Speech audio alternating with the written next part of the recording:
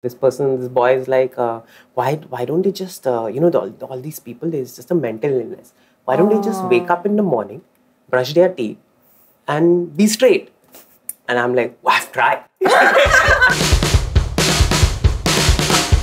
Hello and welcome to Misfyt Podcast. My name is Nikita. I use they, them pronouns. I am a founding member of Misfyt Trans Youth Foundation. Today we have with us Kray, uses he, they pronouns, master student in psychology, working with Misfyt and an INCA fellow. We have Rayyan, using she, they pronouns, film student and performer. Priya Malik, she, her pronouns, actress, poet and storyteller. We have Pooja Nair, she, her, a mental health professional and faculty at Queer Affirmative Counseling Practice Course at Mariwala Health Initiative. Huge part of a reason why a lot of people growing up today feel safe and feel like they can come out is for a good amount of us over here who are that representation and are being delightful, out loud, proud. And there is a certain sense of confidence that they get from seeing people like us being unabashedly ourselves. When I was growing up, things were very different, and I'm sure you all can also agree with that. Of either we saw queer people in movies being pervy, predatory, or the joke. There was no middle. But now we have this enormous set of representation in film, cinema, all of that, and now we have access to Instagram, access to so many other resources. So what kind of representation, queer representation, trans representation did you all see growing up? What was the first queer thing you all saw on screen? I think the first representation I remember in media is actually something that played its part in having me stay closeted for so long. So the first one that I remember is Bobby Darling, who's today is a trans woman and goes by she, they pronouns, Punky Sharma. And that was, a caricature of a trans person online, of a queer person, not online, in media. And that's what I grew up with. So even before I got to that point where, as a preteen, I was like, maybe I'm trans, do I explore this? I had already internalized those images. I remember even when I was coming out, so many years later, after Bobby Darling had a career in 90s, when I was coming out, people be like, you're going to be Bobby Darling. Oh. That's still the only representations that people remember. Yeah. I think that would be the first time I saw in media, and internalized, and it has a huge contribution in how long I've stayed closeted. That's true, definitely. Kray, what do you think? I think I remember watching Dostana in the theaters, and after that I remember Kapoor and Sons, and both of them only had representation of gay men. And so that's why my knowledge grew about sexual identity, but I didn't know about gender identity at all. I knew of the existence of trans women, but of trans men, non-binary people, that was just not existing. And it was even more difficult to understand my own identity because I didn't have the language or the words for it. Pooja? Well, I think this is going to give away how old I am. So, I remember this movie, Pyar Kiya To Darna Kya, Salman Khan. And Salman Khan had this posse of friends, and there was this butch-looking woman there. And I remember, and she used to wear this cap, sometimes front, sometimes turn it back. And so I remember thinking she was really cute. But I just thought that maybe this means that I am some sort of a hybrid heterosexual because I'm liking masculinity at the end of the day, not making some of those connections which, some of those dots always get just joined much later in life. I don't even remember her name, but her face, the image is stuck in my head as quite a significant crush. Yeah. Priya, do you remember?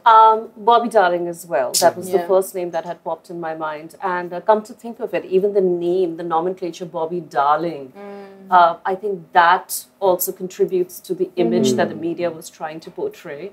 Also, I think what changed is when I watched the movie Tamanna. I don't know how many of you remember that film. I think it was called Tamanna. Pooja Bhatt, Paresh Rawal.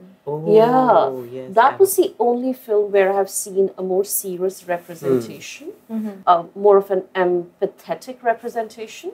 But that was, I think, by the time I reached 12 or 13. But I was already very sensitive to the idea of gender and sexuality growing up, so I could connect the dots quite easily. Yeah.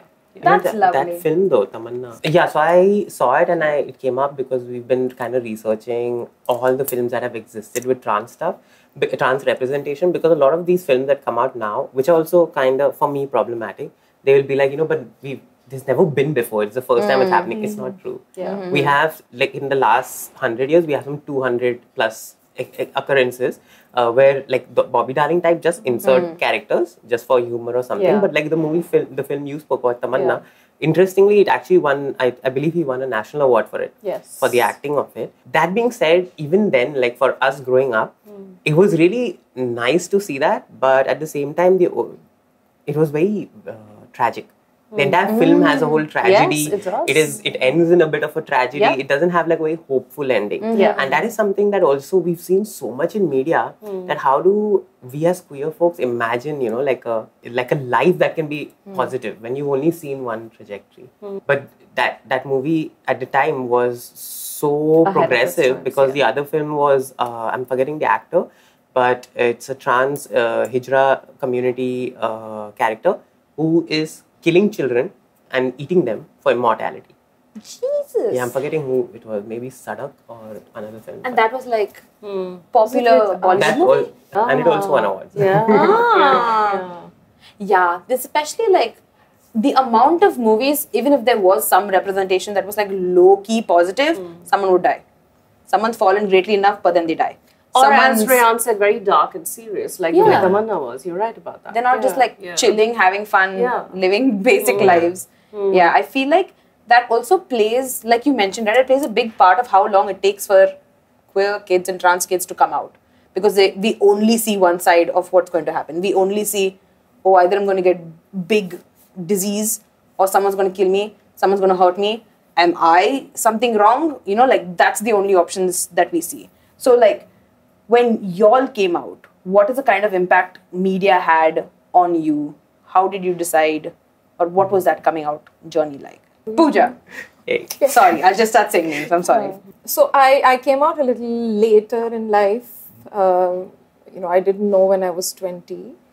And that has to do with being gender conforming, I think. So, if I look this feminine and this perfect for male consumption, Indeed, I perfect. doubted. I had my doubts about being queer. But so anyway, thankfully all that's behind me now.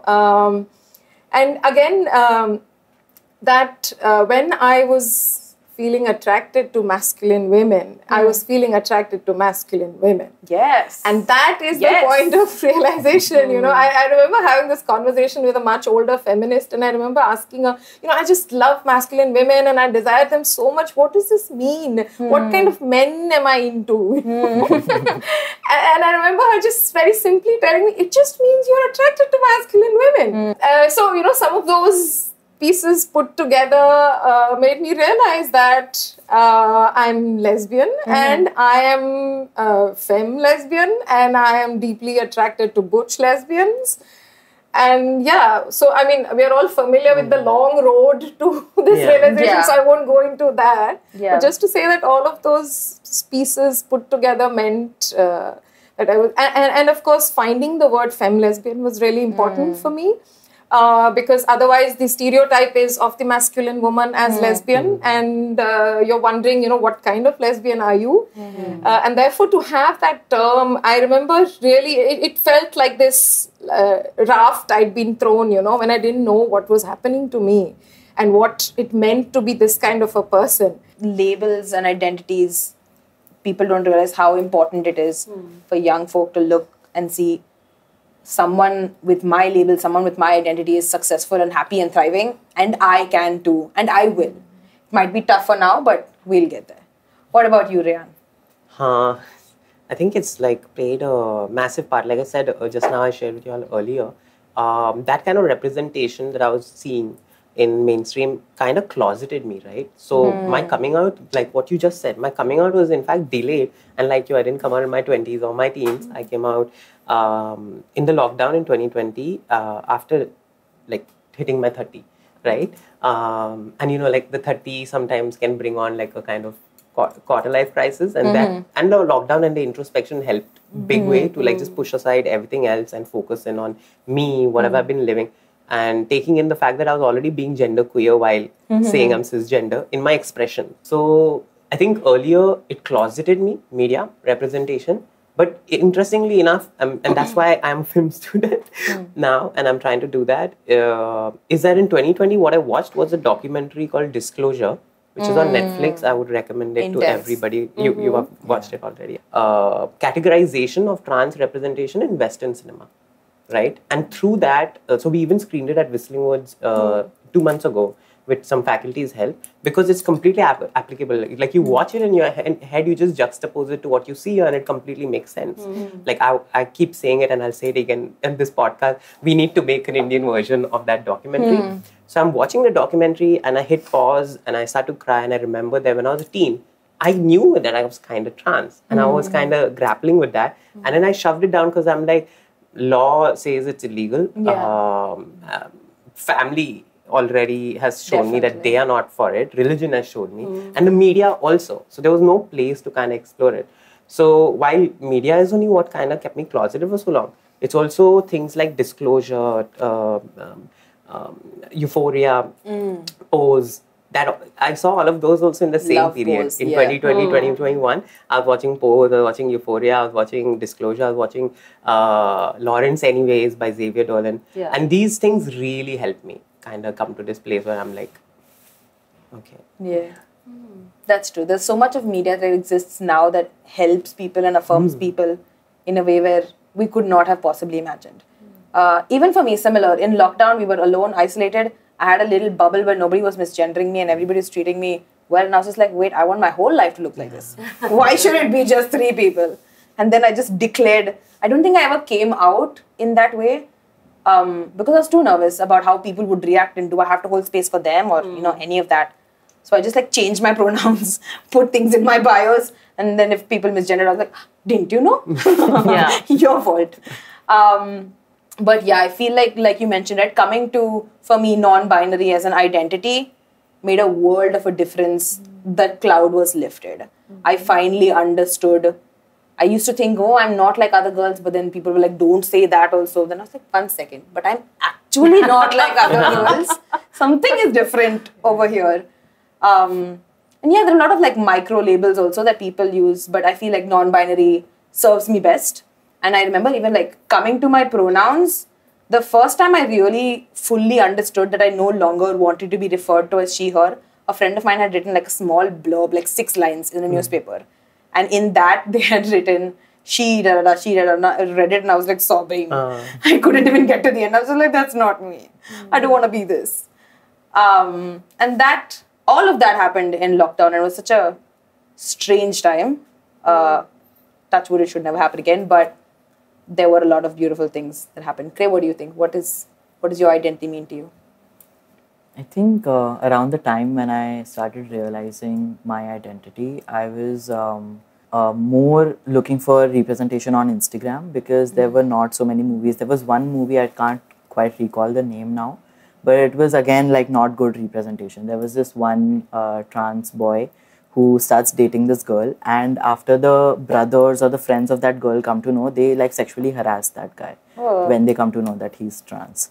So I obviously stopped watching that movie. There were not so many movies. I did go on YouTube and watch some short videos, short films. There were quite a few short films on trans people, so that was quite heartwarming.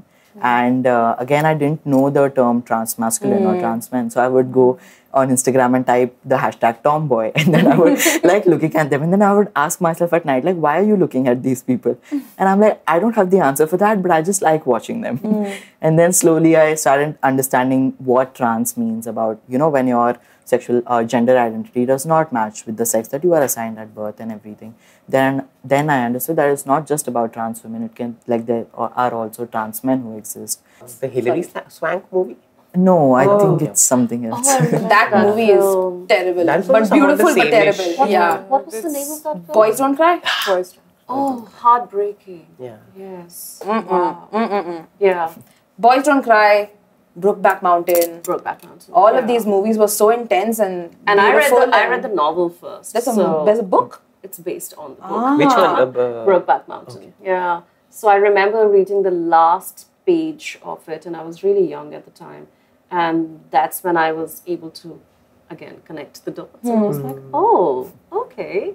I have a lot of friends in the community, and I was, I think, 18 years old when I first had my friend Victor in New Delhi, who identified as being gay. And that was the first time I was in very close proximity of someone who was a little bit open about it, but majorly in the closet. And, you know, Victor would have these anecdotes of, oh, you know, I don't have a beard, I don't have a mustache, and my mom hates me for it. And all of those little things. And a few years after that, Victor and I were great friends. And a few years after that, Victor passed away at a young age. And I think it was Victor's passing away that always stayed with me, because I knew that whatever years he, they, we didn't talk about pronouns back then, whatever years he lived, I wish he had been out of the closet in those years, because I feel that I, as one of his best friends, knew him, but I felt that the rest of people around him did not know him to be the fantabulous person that he was. And I think it was his passing away that really left an impact on me. But by that time, I was already 18. I was a very aware, very switched on teenage girl who kind of knew things, would read about it, was very exposed to literature and media. So I had an understanding of things, but it was Victor's passing away that really stayed with me. And the whole idea of coming out. I mean, I identify as straight, but I never had to go through that pressure of coming out. I never had to tell my parents who I'm attracted to. I never had to tell my friends. It was just normal. And that's why when I hear these stories of my friends and now even family, you know, coming out, I do empathize with that idea as to how that feels, that pressure of coming out, because we don't have that pressure. So either we also start succumbing to that pressure and we make it a norm for everyone, or it should just be as normal as anything else. It should be normalized. It has to be. I mean, there is no two ways about it. Definitely. Like the idea that you just change your pronouns on Instagram. I recently had a friend who did that too, and we all just accepted it, and now we refer to them as they, them. Love it. No questions asked, no history, reactions. No, like, when did you find out? I don't think them Nobody and I needs to know. have ever had this conversation, because we just thought, okay, Yeah. It's like how I have my pronouns as she and her in my bio. Nobody asked They you. have it. No, nobody ever asked me. Ever. Very important. On that note, when you were coming out, growing up, we had all this various media playing a role into our lives. When you finally saw a queer person for the first time, or you met someone for the first time, now I understand you had a friend as well, what was that like, and how different was it from what you saw on TV? Because I remember, for me, it was the first time I saw people who were queer and proud and out was at Pride Parade, and I was fairly young when this happened, around 15, 16, and I was just like, ally. Like most of us when we're young, we don't know, we fit there somehow, but we don't want to tell anyone yet, right? I went for Pride Parade, and it was beautiful. It was like sea of colors, and it's also so dramatically done that you're embraced in this joy of the moment, and it's impossible to be like frowny in those kind of spaces. And I remember feeling like, this is not what media told me. This is so far away from what society said. Where are the evil people? I don't see anybody being evil. This seems a lot more like what I am. And those also started like turning those wheels. So what was it like for you, Kray? When was the first time you saw queer or trans people in your real life? I think the first time when I saw a trans person would definitely be maybe on the streets, as unfortunate as that is. But more relatable representation was for the first time when I was in 12th grade, and in my psychology class, my professor had called this one senior to talk about the queer community.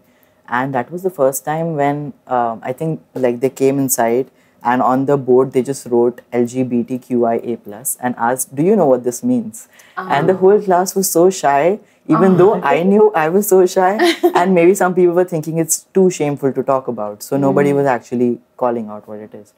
But they slowly went and explained everything and spoke about their own identity. And that was the first time when I actually heard someone talking about themselves so proudly and without shame. It was very empowering at that time.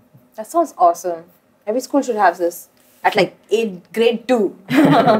Teach them young. So there's like two people I'll say. One is this person whose name I can't take because I don't know if they're out. Okay, but basically when I was in school, in high school, he's still a director. He does fashion shows and all. He'd come to our school to do the annual play, the annual school play. So we had that, and he would come to direct it. And of course, I was in the drama thing. So he basically was quite effeminate gay man. And like, very like hair little sleek and tight pants, and his hand would be like this. And that's how he was, right? And I was so enamored by it. And at that time, I am not consciously thinking that I identify with that identity, but I'm so enamored by him, right? And I would just be like, wow, with a lot of respect. So I would really listen to him. I would, his words would carry weightage for me. And I think this is just a closeted thing, that even though you live in a very homophobic, transphobic world, I'm convinced that he's cooler than everyone else because of just how cool he is. Definitely. Right? And everyone else in the school hated him. Like all the other boys would be like and shit like that, right? So I remember this one incident very clearly where this PE teacher of ours came into the auditorium when this director person was not there in the room. And he basically imitated him for all of us to laugh at. All of us students to laugh at. And I'm like, grown adults behaving so this it's way. not like I discussed with anybody my respect for this person. After I came, like just around the time when I was coming out, it was Sandeep Mangwana, who's a drag queen. Now they are based in Goa. And I basically first met them even before I came out at the Lil Flea, because again, I was enamored by this personality.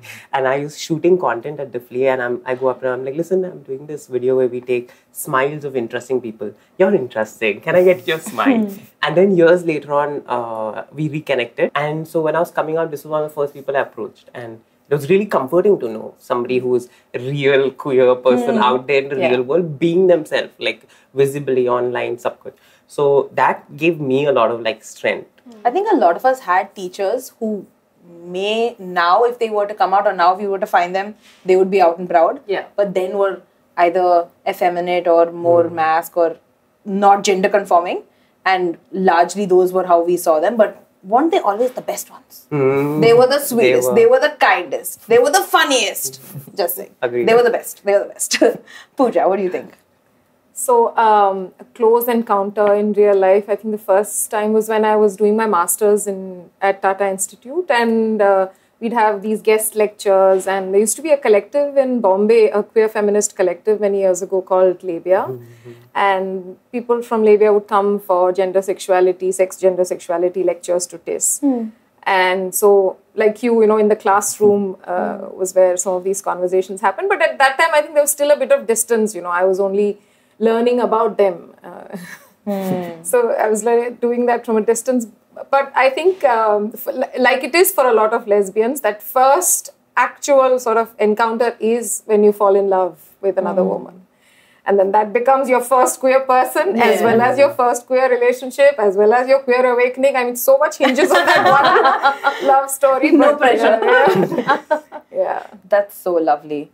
I feel like there are so many ways where it's so different from what we see in movies and cinema. And like now we have representation. Yes. Now we have good representation of what healthy, exciting, normal, all of those various varieties of queer and trans lives look like.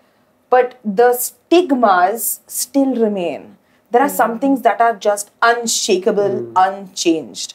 There are some things that people say where you stop to think, could that be true? Also, like, how did your mind go there? What paths did you take to discover this? Once I was at a place where they hired me. They knew enough from my changed profile and stuff to know that I was quite queer and quite out there. And I was hired to make a sex ed curriculum age 14. These kids are old. They're not children. And the one thing I had done differently is that I mentioned that after puberty, you will start having feelings for people. Could be the opposite sex, could be same sex. I just left it at that. And that also is pretty it's not nuanced enough. But yeah, I left it at that.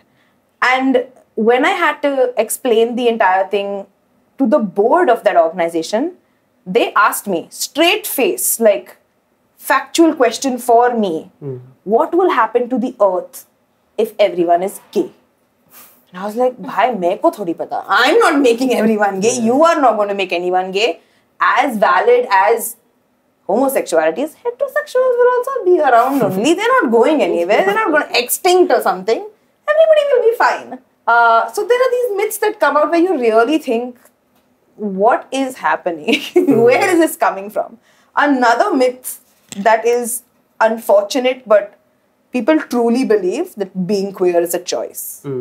And like to that, I say, if it was a choice, half of me is like, I would not make my life harder for this no reason, but also I would not choose to be straight. I'm confused. I'm not sure what to do with this. But yeah, Pooja, what do you think? I think I agree with what you said. One is that if it was a choice, why would one go through years of pain and difficulty and you know, parents throwing you out, people stop talking to you, you don't get jobs, you don't get homes to rent. Why would anyone put themselves through that? Yes. And as you said, the other thing is that if I had to choose, I would choose being lesbian every single day of my life. Yeah, let's go lesbians. Love it. Yeah. Rayyan, what do you think? I like to think about it in this way, right? Like, is being straight a choice? Right? Like, did you choose? Like, we were like sitting there sometime and being like, should I date the opposite gender? Because if you didn't, then why do you assume that, you know, I did? Yeah. Right? And this idea of a choice is also kind of, it's double-edged because some folks want to use that terminology when they are doing queer rights, right? Like, give us our choice. But the problem with that becomes the narrative and the rhetoric that comes like, oh, if this is a choice, then, you know, just choose to be. Like, I remember someone just recently said this about me in my college to somebody else who came and told me, this boy is like, why don't they just, you know, all these people, there's just a mental illness.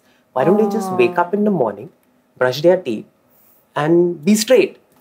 And I'm like, well, I've tried. I'm like, you know, when this person told me, I'm like, I've tried. Like, you think we've not tried? That's true. That's true. The way the world is structured, we've all tried. There's nobody. Maybe now because of the work that we are doing, maybe now because of that, there'll be kids who don't have to think like, oh no, I'm going to fight this shit. You know, but I fought it for 15 years. I mean, what choice are you talking about? Yeah. And we fight internally. We fight with our parents. Leave the house, 17 people want to say some nonsense things to you. People in the train, ladies bogi, gents bogi, sab log kisi ko kuch na bolna hai. Yeah. Like just today when I left the house to come here and I'm going towards the Uber and one of the people who like literally he's come to take Diwali, right? Like he works in the building, so he's come to the Diwali and he's just sitting there with a bunch of boys and he doesn't realize how loud he's like, dekh kaisa ja raha hai. And you know, like, why would someone choose this? Like, why would someone choose, like, That's nasty. That's nasty. Kray? Coming out is a choice, and unfortunately it's not a choice for many people, but we need to work towards a more kinder world, so everyone is just... Did you feel like it was a choice? How long? Most of my life, I think, like, because initially when I didn't know about my gender identity, I used to identify as a lesbian, and when I would tell my friends about it, they would be like, it's okay, everything will be fine, you will start liking boys again. And I'm like, first ask me if I want to start liking boys again, right? Again, kidhar se aa gaya? Kabhi happen hai? And even before that, don't worry. Don't worry. Who are you speaking to? I think you're just really talking to yourself there. I mean, look at you getting worried about my sexuality.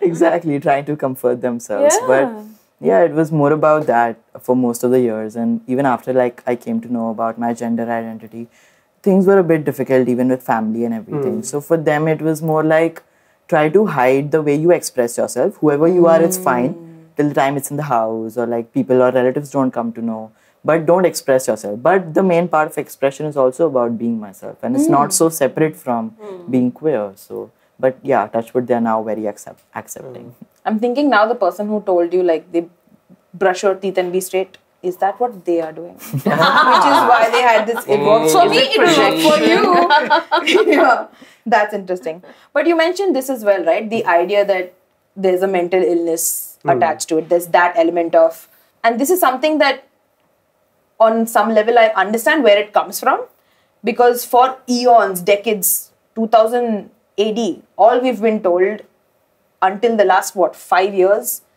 was that trans people were mentally ill. And it was in the textbooks and it was in international textbooks. The same loudness with which they told everybody trans people were ill is not the same loudness in which they removed that, I think it was the DSM-5, which now has that it's not a mental illness and this is grounds for celebration. But what was that, 4 or 5 years ago? Until that point... This year, if you might know, this year there was a textbook, medical students. Still a mental illness apparently. Yeah. Then they got it removed. The national, Yeah, that was this year. It's wild. But like on one level, I see where it comes from factually. Not that even a bit of it is true. But on the other level, I'm just like, so exhausted. Pooja, what do you think? As someone from the mental health community, what do you think? First of all, I think it's important to see science and medicine and psychology and all these fields. Of course, they are all, fields of knowledge. They've existed historically, but it's also important to see them and demystify them as, soldiers or henchmen. They're like bouncers for society, So if society decides X identity is unfit for us, then psychology and medicine does the bouncing of people, So, and how would you do that? You would do with the tools at your disposal. What is at disposal of medicine and psychology? Abnormal, normal wala classification. So, let's use our tools to help society regulate and keep people out, and we'll follow those rules exactly. So, what we fail to see is that these are not fields of knowledge that exist in a vacuum. They're very much doing society's job of maintaining the status quo. Interesting. So, simply, it is not an illness. And I could give you a longer version of it, but that would take some time. But yes, you heard it here first. Transness is not a mental illness. I like how you put it, the bouncing. I mean, look at the power of these institutions. They tell you it's an illness and all of us are just left trying to fight the institutions rather than saying, what are you saying? Why are you saying it? What is your basis except for society's finicky rules? So I think, you reckon with that power there. I think one more thing is also that we need to realize who are the people in power who are setting these rules and guidelines, right? Since it's not coming from lived experience, it's not coming from queer and trans people, it's bound to happen that, there's going to be a sort of othering of us versus them and like looking at it from like a very clinical perspective, or be it like abnormal, like you mentioned.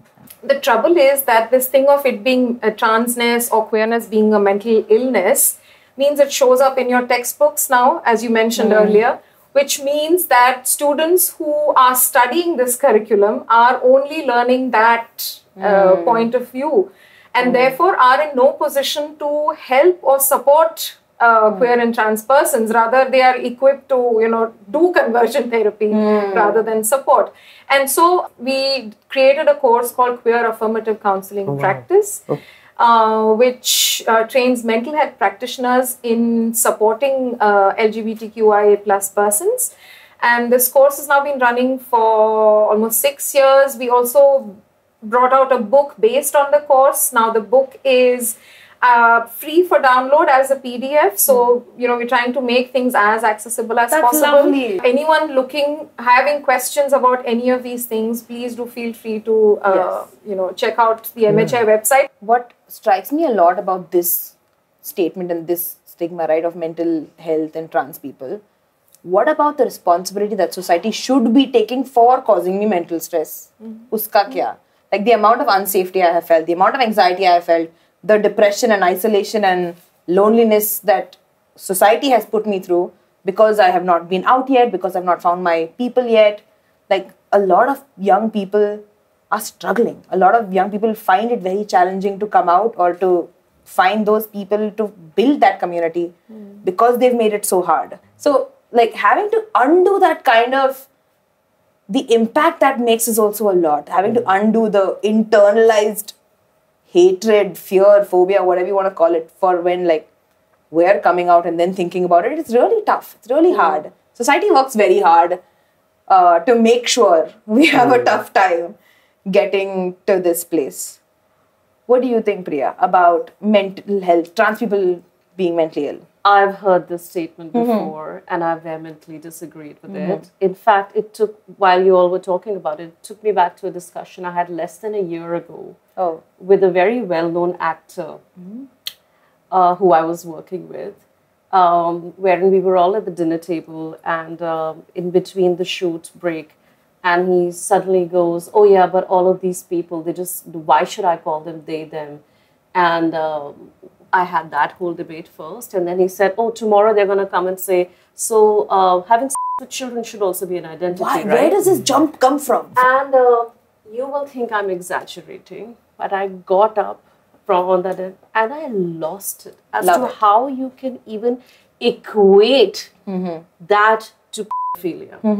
And I'm talking about this person who you would see in the streets and think that he's very well educated, he's a wonderful actor, knows the world, has an 8-year-old child, which is where the entire conversation had actually sprung from. We were all talking about what's being taught at schools, and he was like, oh, but my daughter has been trying to tell me, no, Papa, you should use they, them.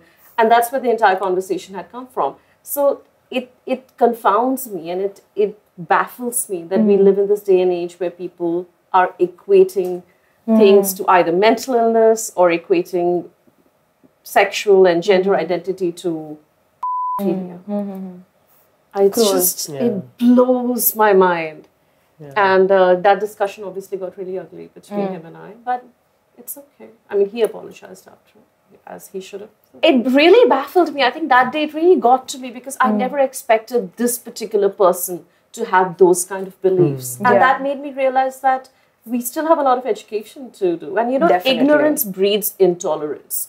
So I think the more we talk about it, which is what we are all doing today, and the more aware people are, even like my own parents, my in-laws, my very dear, openly loud and proud gay friend Faraz was at my wedding. And I remember Faraz was beautifully dressed in all their finery, and he goes by him and they. And then my in-laws came up to me and they asked me more about, they wanted to know more.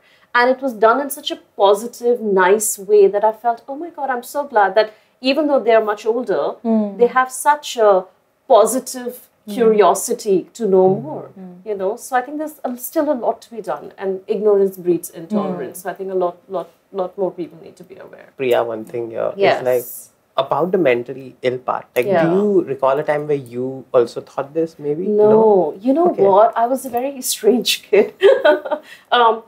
I had read Lihaf at a very young age. There's this Hindi story by Ismat Chugtai about two women who lived in close proximity of each other, and ends with a lesbian act between the two of them.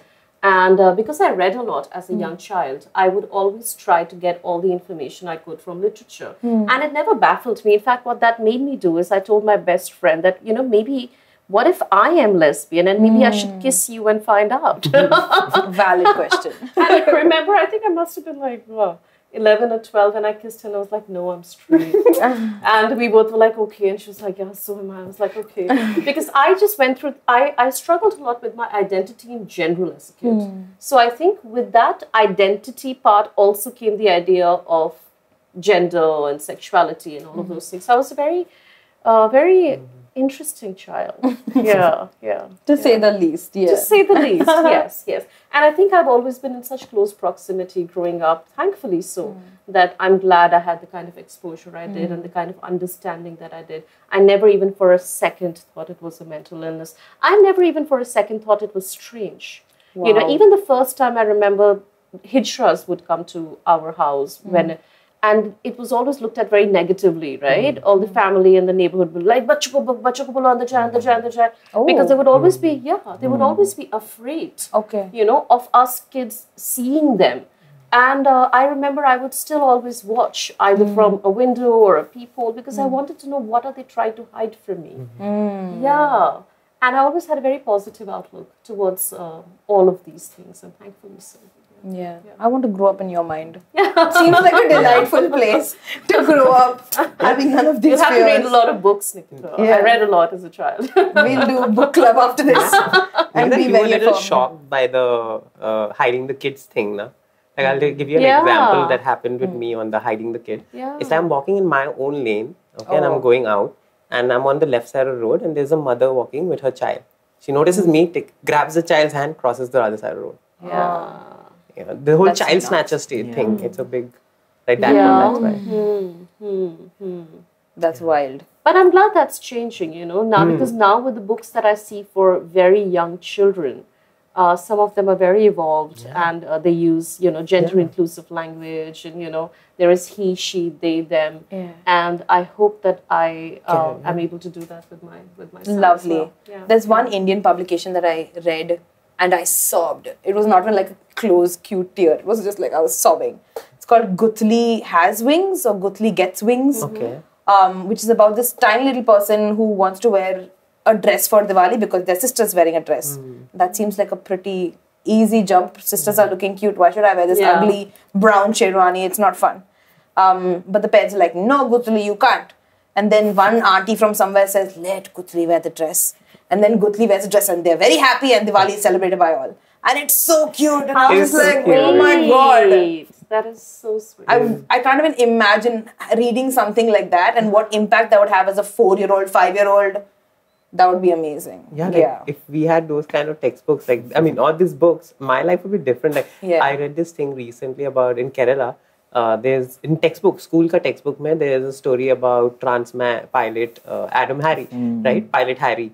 That's lovely. And it's in a textbook. Imagine, I'm just thinking, if that was in my textbook, life would be different. Life would be different, yeah. That's, wow. I did not know that. Yeah. That's so nice. We'll link it down. Everybody read it. That's lovely.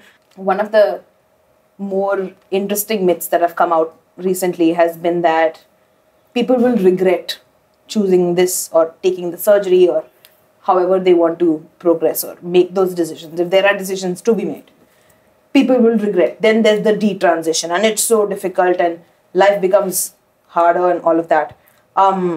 For which I know of people on YouTube who speak about this, and when they speak from their perspective of this happened with me and this is my journey and I regret it, I understand. I can see where they're coming from. But to apply that to the full community, then I have a problem. Then I don't understand where it's going. How did this suddenly become all our problem? Right? But I also feel like if you have detransition, if you do regret it, we are still supporting you. We're not saying this will never happen. Like I was Googling to see what the statistics broadly are. And I found a study that said that 1.94% of people who've had medical transition, surgery, any of that have regretted it. Which compared to the other types of surgeries and the regrets that come with that is vast. It's like 20%, 40% regret with other things. Rayyan, what do you think? So basically, there's this book, Detransition Baby. Another read from this podcast. Definitely get your hands on Detransition Baby. It's fun, it's sarcastic, it's dark, it's everything that is like being trans. So the reason they call it Detransition Baby is, of course, a play on the words, but also when you get into the tale, you understand why. And there's a character who detransitions. And she writes this beautiful line towards the end of the book about how a lot of times in this conversation about detransition, what we focus is on, oh, look, detransition ho gaya. And when you're saying the stats, like people are like, oh, look, like this trans people, it's all just a hoax. It's all just brainwashing. So see them regretting it, right? Because it's all just brainwashing. But like when you give the stats, breast enlargement surgeries done by cisgender women have so much more regret than, and men are not like, oh, look at that, you fell for that, conditioning of the mainstream media because it kind of serves them, right? So they are not against that, but there's a higher rate of breast enlargement surgery regrets than trans journeys. So in Detransition Baby, she writes this amazing thing about how within this politicized conversation, we leave the room for actual conversations about detransitioning. So this character detransitioned more because of the pressures of being trans and not passing, right? Like even some of us will get to a point where we pass. Right? Some of us will get to a point where we pass. Some of us, like me, won't. A lot of, like, in the community, it's damn funny. A lot of people in the community are like, Rayyan, but you pass now. And then I'll step out from the party and, sir, and I'm like, right.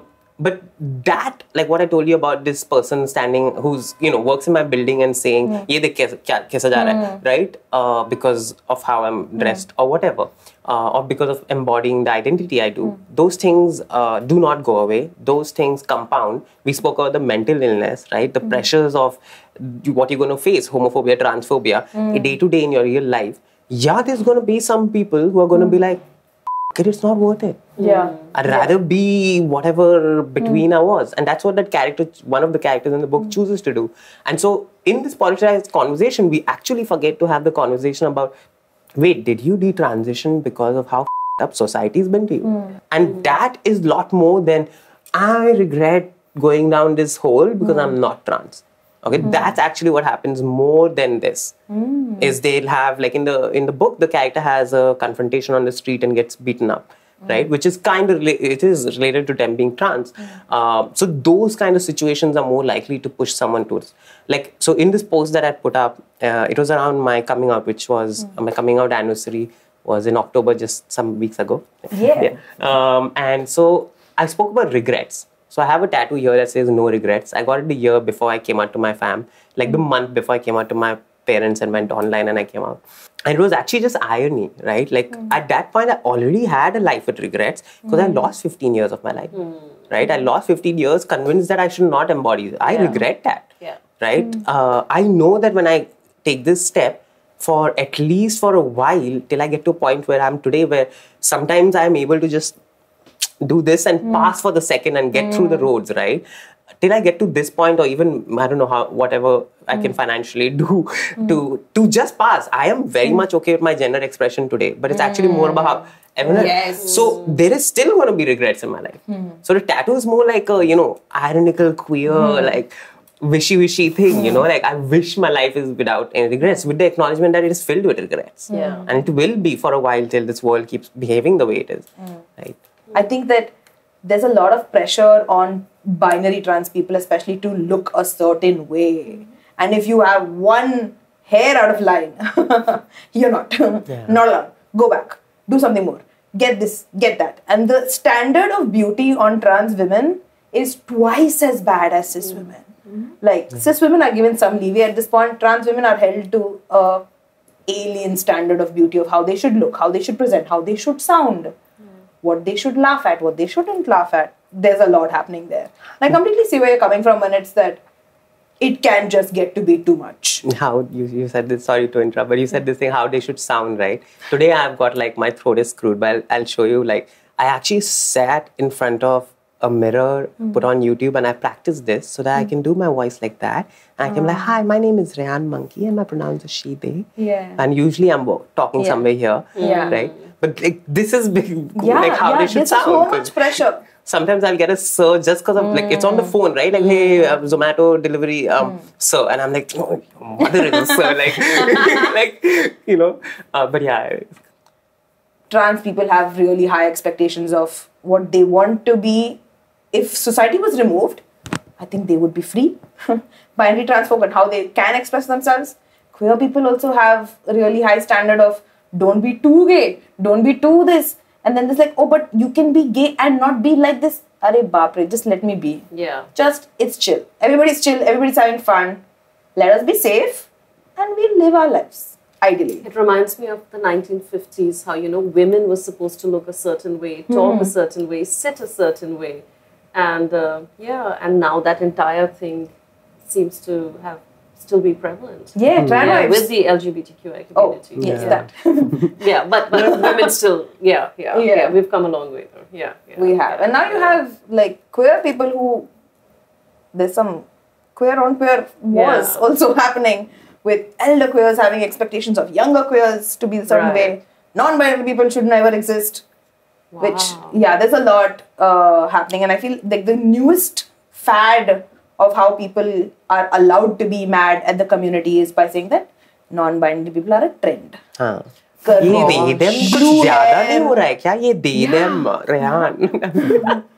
Yeah. And one thing that I was thinking about detransitioning was that when I was reading about it, it was more about, even though like a certain percent of people detransition, they do still identify as trans. They don't. Interesting. want to fit into the cishet idea of how one should look like. So even if they do stop medically transitioning, they identify as trans and want to be who they are instead of trying to fit other people's standards of how someone should look or behave. So I think the sum total of all these arguments is to know that when anyone brings up this myth of detransition, you know what you're walking into. It's essentially, again, a tool to deny essential care to trans people. Yes. So you also don't see it as a fact, but you see it as a mechanism to push trans people into not getting the kind of care they deserve. So whenever the detransition argument comes up, you suddenly take a step back. You're wondering, what's going to happen, and we'll now be in a position to have to defend transition. Yeah. What I'm saying is that that's a trap. Intentional. To get into defending transition is a trap. There's no way. And that's how the myth of detransition gets used. Interesting. Yeah. That's so true. That's so true. Priya, do you have any thoughts on this? No, just the stats baffle me, right? You Yeah. said only 1.9% people regret it. I like how the focus is completely off of that other 98% who don't. Like, I mean, the stats should speak for themselves. Yes, definitely. Yeah.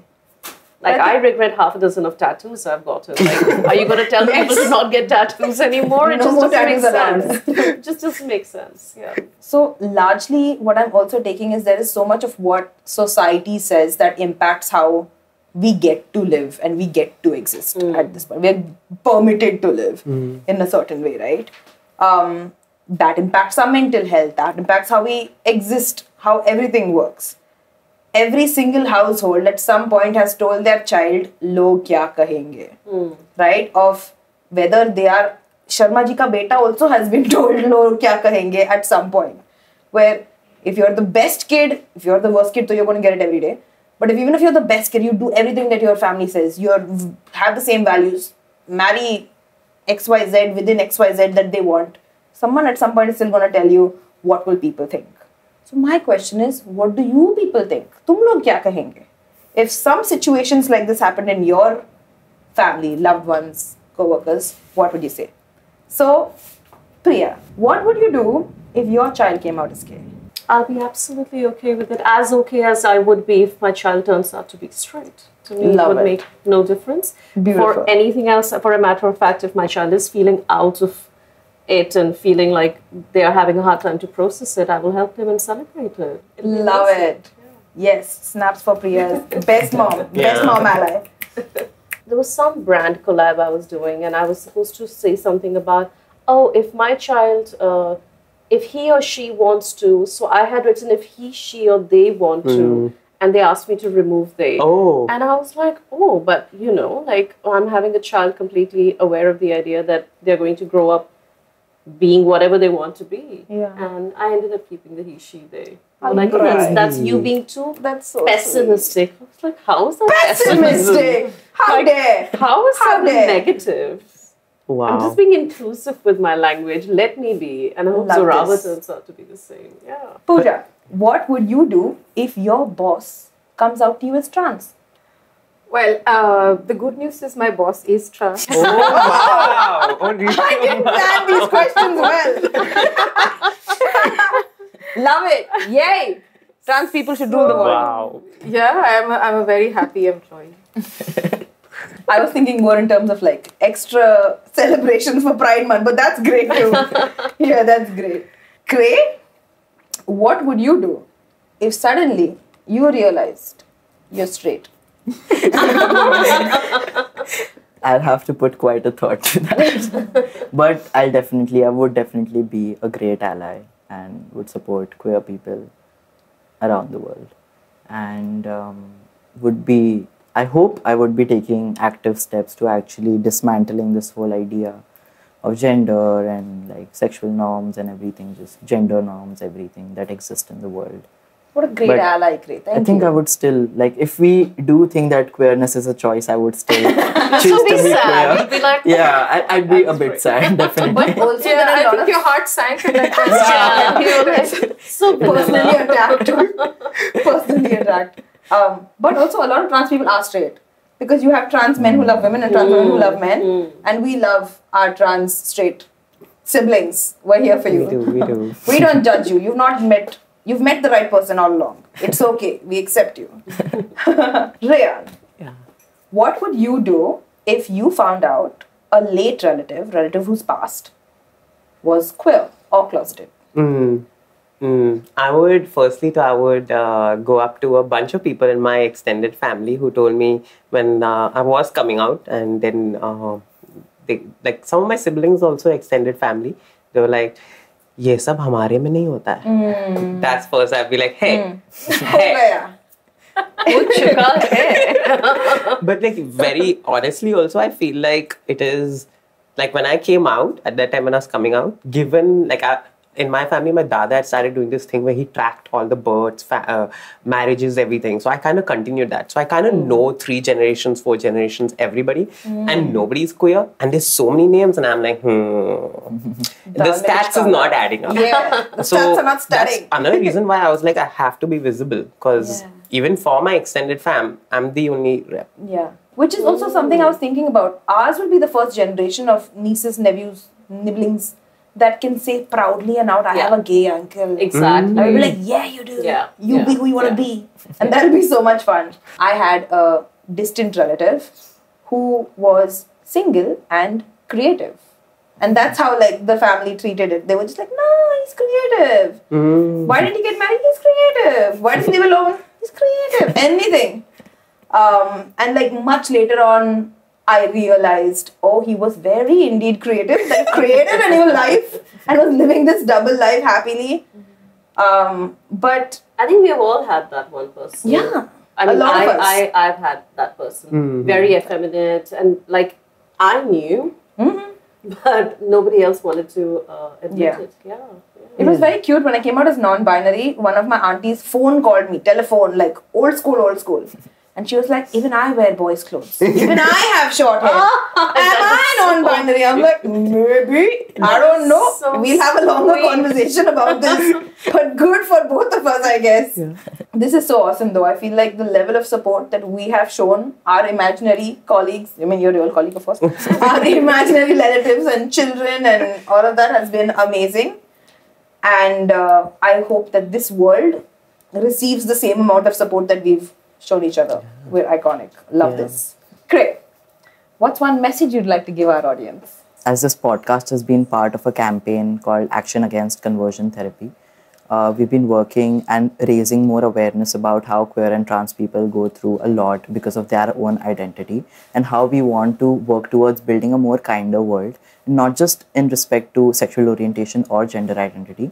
Differences are also in terms of be it body weight or height, skin color, physical or mental ability, etc.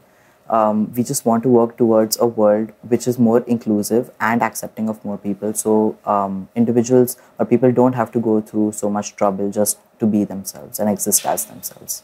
I have 2 things to say. One is that even today, it is easier to find a practitioner who offers conversion therapy than it is to find a practitioner who will support a queer and trans person in their difficult life journey. And most of my work also centers around responding to this unfortunate reality. So this is also information for those listening that, at Mariwala Health Initiative, we offer a course called Queer Affirmative Counseling Practice, which is specifically for mental health practitioners, because what they are trained in is to correct queer and trans people into fitting into society and not really to support. So they do need inputs.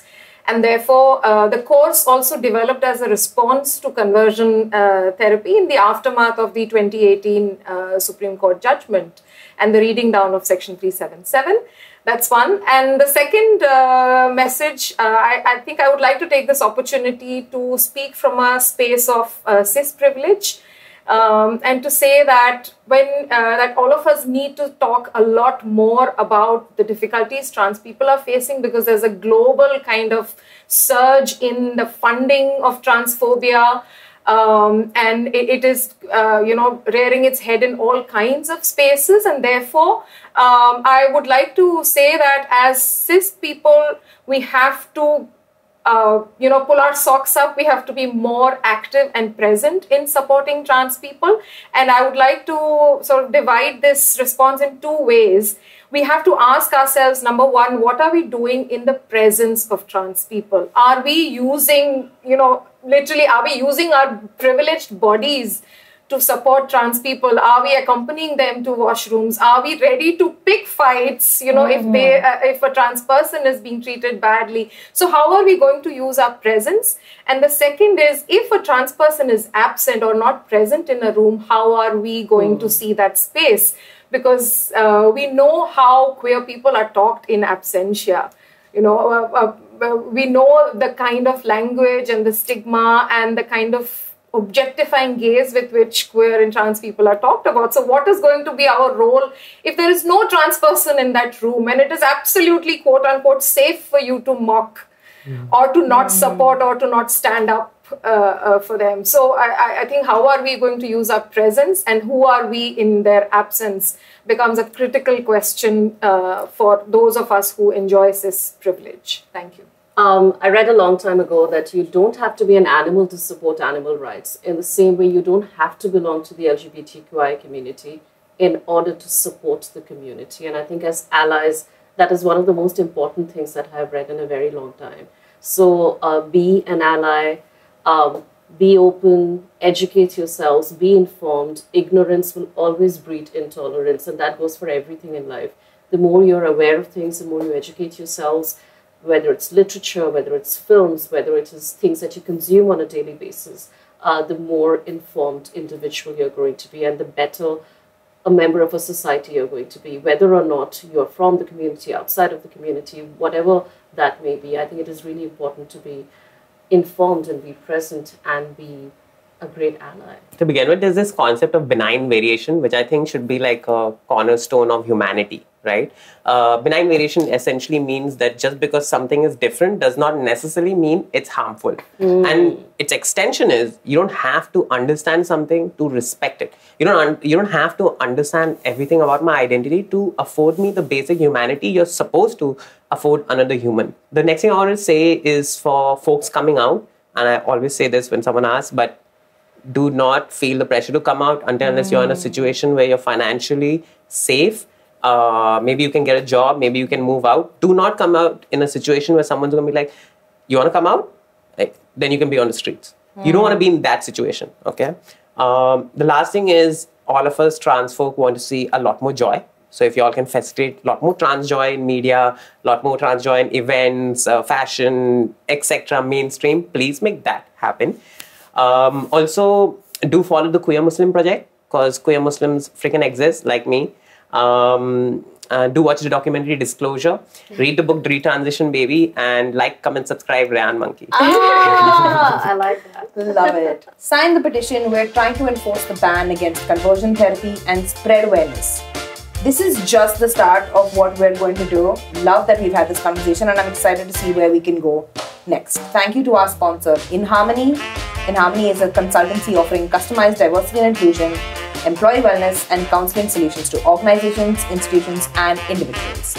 And big shout out and thank you to Irida Asia for making this podcast happen. We're honored and thrilled to have been given this opportunity. This conversation was lovely. Let us know your thoughts. What are your favorite queer representation that you've seen in the media? Have you watched the movies we've mentioned? Will you join our book club? How do you identify? And if someone comes out to you, be nice.